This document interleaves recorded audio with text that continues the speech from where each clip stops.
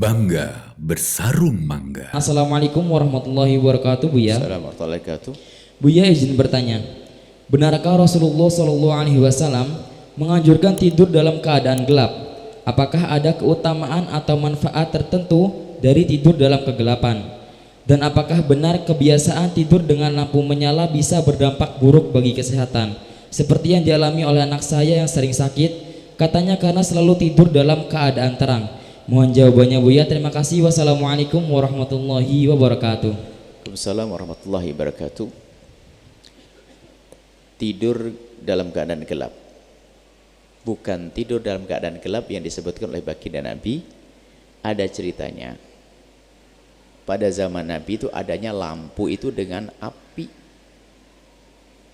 Lampu dengan api.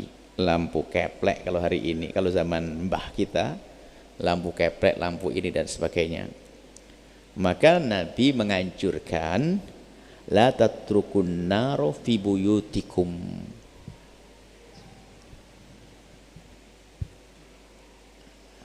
Jangan tinggalkan api ada di rumahmu. Hina tanamun, kalau kamu tidur jangan biarkan api menyala. Dalam riwayat lain, takut ada fuwaisik, itu adalah binatang-binatang takut ganggu, lalu kemana-mana apinya, lalu kebakar rumah itu. Dalam riwayat lain, inna hadhin nar aduwwun lakum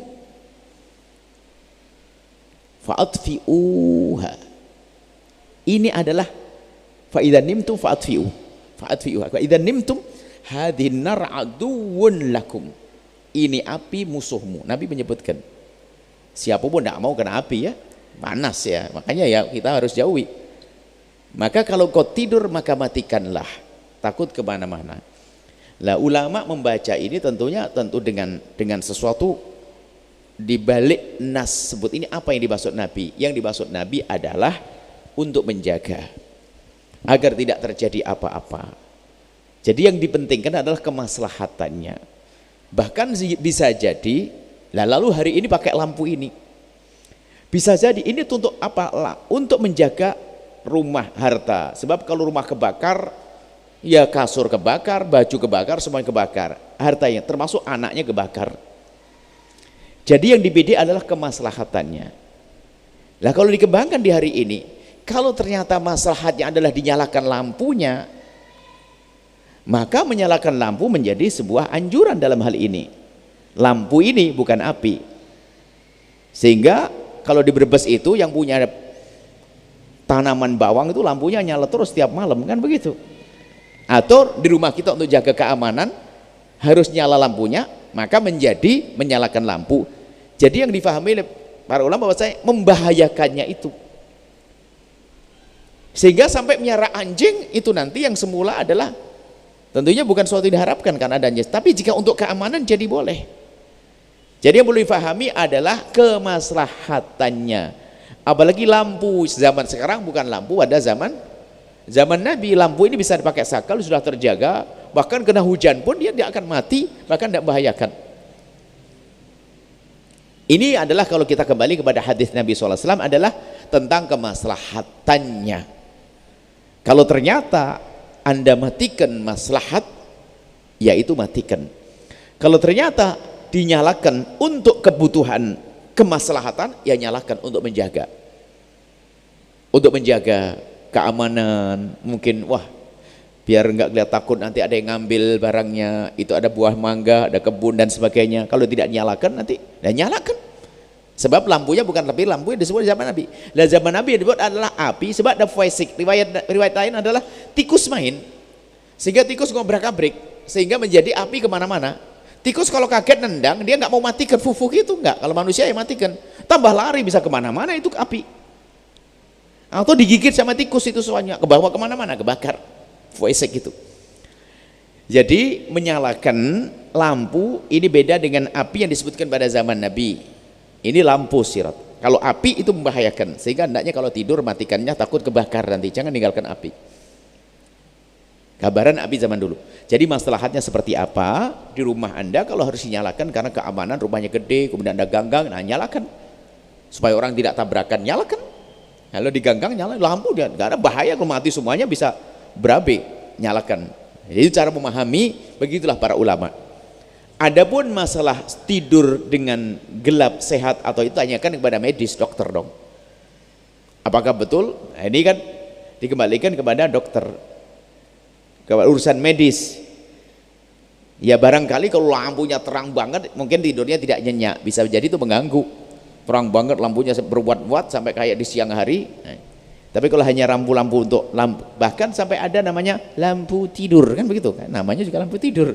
Lah kalau itu apakah juga mengganggu kesehatan? Tanyakan. Nah ini kalau itu bagian medis. Kalau bagian medis ternyata mengganggu kesehatan, tentunya mengatakan mengganggu ini kan harus ada data-data ilmiah dong, bukan hanya kira-kira saja. Bukan gara-gara dia nggak senang sama lampu kemudian nggak bisa tidur lalu ngomong ternyata pakai lampu bikin sakit. Itu kan pribadi, nggak bisa. Tanyakan medis, riset dan seterusnya. Ini kalau ternyata hasilnya tidak sehat baru nanti sah omongan dokter. Lalu bagaimana? Ya tuh di bagian tertentu terang, mungkin bagian tidurnya tidak pakai lampu, bisa saja begitu. Ada satirnya, mungkin ada tutup mukanya dan sebagainya biar tidak kena lampu langsung seperti itu. Jadi kalau urusan kesehatan bukan bagian kita belum mendapatkan.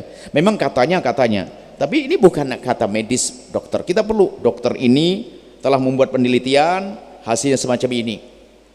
Sebab dokter pun ada yang ikut-ikutan juga kan, ada kata ini kan menurut kira-kira. Makanya mati lampu itu betul-betul membahayakan bagi penakut. Nah ini kan beda ceritanya, orang takut kalau mati lampu nggak bisa tidur dia. Justru gara-gara mati lampu saya nggak bisa tidur. Kenapa? Takut dia. Ada kan anak-anak, salah satu anak kita kan begitu, mungkin begitu ya. Ya beda, ini bukan urusan dia takut lalu mengatakan lampu tidak baik, bukan. Ini harus hasil penelitian ahlinya, maka kita tidak menjawab ranah ini. Tanyakan para dokter-dokter yang telah menjadi tentang ini. Adapun masalah urusan menurut dicocokkan dengan hadis Nabi, para ulama menjelaskan semacam itu.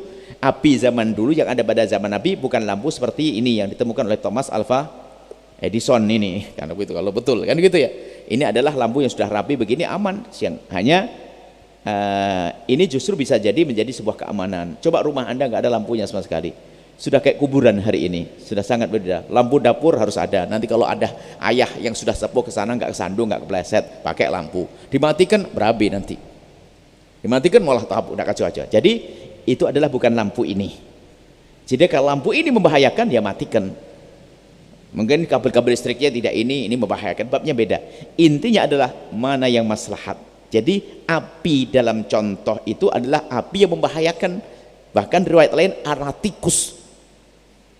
Karena tikus-tikus yang menarik, lalu kebakaran di sana sini itu.